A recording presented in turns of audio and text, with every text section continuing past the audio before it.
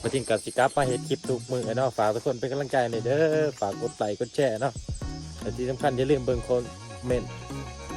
แมนอย่าลืมคอมเมนต์และก็เบิ่งโฆษณานะมันก็เนาะกุกสะปลูกเอาไว้ต้มน้ำลิ้นเนาะต้มน้ำกินเวลาเยอะตัวมันก็ไข่แน่ดิเชียงมาทิ้งกับสิโยนเนาะอีกวันบ้านเนาะปวดให้เราฮักเบิดเลยแวกหนึ่งตอนนั้นอีกเงียงมีอีกเงียงตอนนั้นอีกนั่น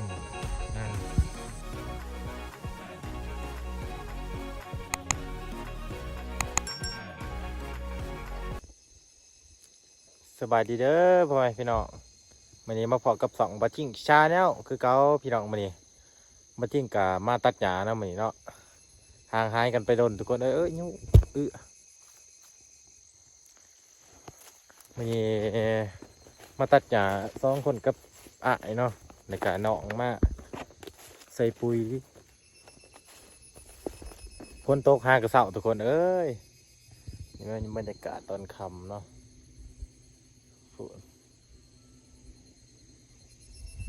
ฝนหากระเสามื้อนี้เป็ดมาตัด2 มื้อนี่แหละฝากทุกคนเป็นกำลังใจว่าทิ้งเด้อว่าทิ้งกะลืมแน่นอนเดี๋ยวนี้ บริถ่ายคลิปโดน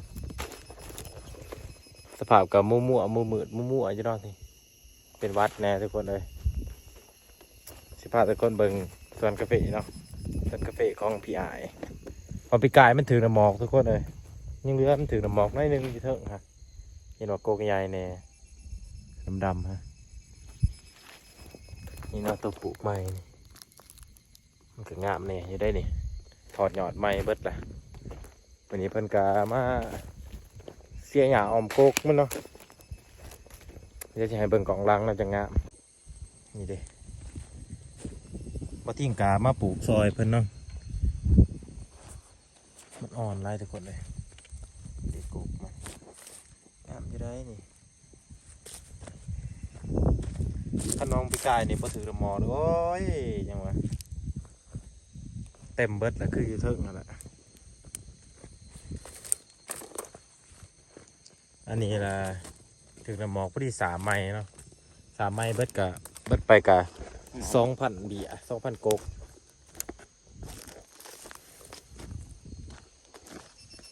นี่เรือมันถึกกระหมอกเนาะจริงเริ่มแน่ทุกคนได้ที่การว่าจะสิไปอย่างไรดีบริเขากล่องเดือนหนึ่งแล้วเนาะนี่ดิเรือมันถึงน้ำหมอกเนาะอยู่เบอร์นี้ก็งามแน่แล้วกุกมันก็ใหญ่ถึงน้ำหมอกทุกคนแต่เสียดายแทนเพิ่นเนาะยังบ่มีเท่าไรก็แห้งถึงน้ำหมอกครับสวอปีนานได้เก็บนี่เห็นวันนี้ตอนนี้ยังหมากเลยเห็นวันนี้ปีเดียวเท่านั้นอยู่เบอร์นั้นก็เป็นบริษัทคนจีนเนาะเห็ดใหม่จักปลูกยังก็บ่ทิ้งกับบ่ฮู้คือกันเนาะยุ่งก็หลายขนาดทุกคนเลยโอ้ย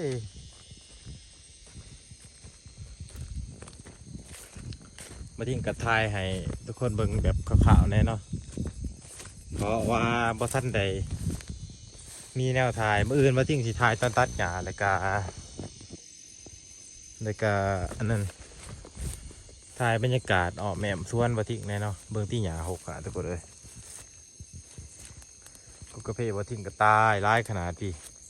โหลนเบิดบ่นี่ปีไก่นี่มันหวากหลายเนาะวันนี้ปีนี้เลย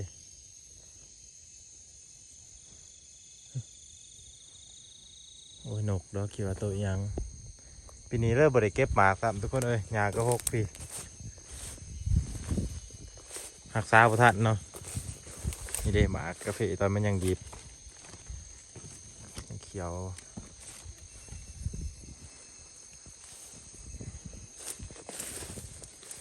ไปเนาะตอนนี้เขากะ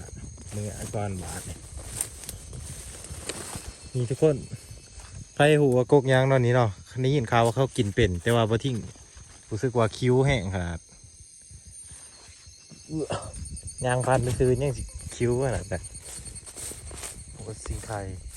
ตะไคร้ปวดหญ้าถ่วมกับกกกระเพาะ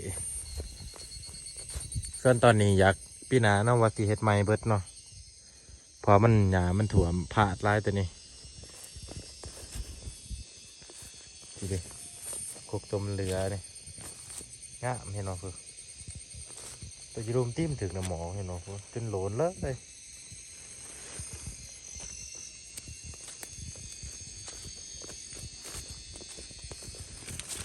พี่กายนี่เต็มเบิดนะบ่ทิ้งเคยถ่ายตอนนั้นเนาะตอนมาตัดหญ้าส่วงวังเดือน10มายังงามอยู่แล้วก็หมากมันกำลังใหญ่สำนีแหละกกกระเพาะใช่นี่แล้วเดี๋ยวนี้บ่มีกกเลยบัดนี้หญ้ากระท่วมพอดีเพียงแอวเลย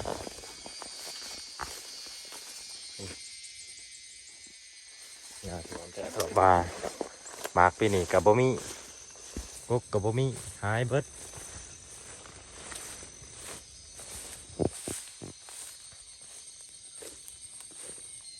เดี๋ยวที่ตัดมื้อนี้เนาะคือว่าไกลเติบแล้วฝนมาจะถึงพูหอดลุมกึบเลยมืออื่นอีกต่อส่วนตัวนี้เนาะเบื้องนี้เบื้องหน้านี่ปุ๊บมาทิ้งไรเบื้องประมาณอยู่หามือแล้วเนาะตัดแล้วก็สิจ้างคนมาเพิ่มอีกนิดนึง2 คน3 คนนี่หามือแล้ว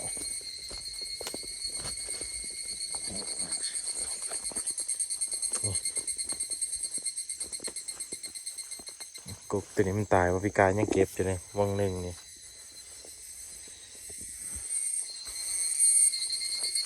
บกค่ะนี่จุกขวดลายขาดกกมา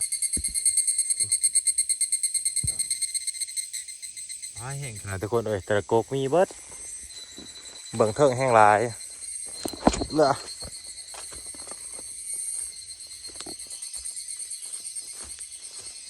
มาทิ้งกับสิกับมาเฮ็ดคลิปทุกมือเนาะฝากทุกคนเป็นกำลังใจหน่อยเด้อฝากกดไลค์กดแชร์เนาะแต่ที่สำคัญอย่าลืมเบิ่งคอมเมนต์โมเมนต์อย่าลืมคอมเมนต์และก็เบิ่งโฆษณานะมาทุกคนเนาะกกสะปลูกเอาไว้ต้มน้ำลิ้นเนาะต้มน้ำกินเวลาอยู่สวนมันก็ไข่แน่ดีกว่ากินน้ำซื่อ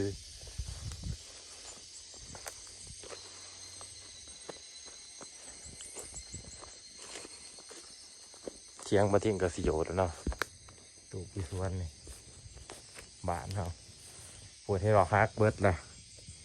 แวกหนึ่งตัวนั้นอีกเงียงตัวนี้อีกเงียงตัวนั้นอีกนั่นมันมีเวลามาแปลงแค่เถื่อเราเที่ยงนี่คนงานนอนหลายคนทุกคนจะเป็นสาวคนเลยสิฮักก่อนนี่ก็รู้นี่สังกะสีนี่ขาดเบิดเลยเสียหายหลายเลยนี่ฮะเบิ่งโหกขนาดก็กระเพาะวางไปไกลในบ่อนี่เต็มเบิดเดี๋ยวนี้ตายเบิดแต่หายเบิดเที่ยงคือสิลม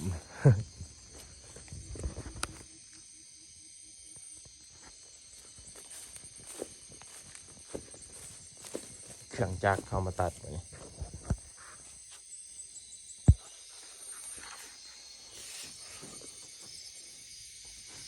ตัด2 เครื่องเนาะบ่ได้1 เครื่อง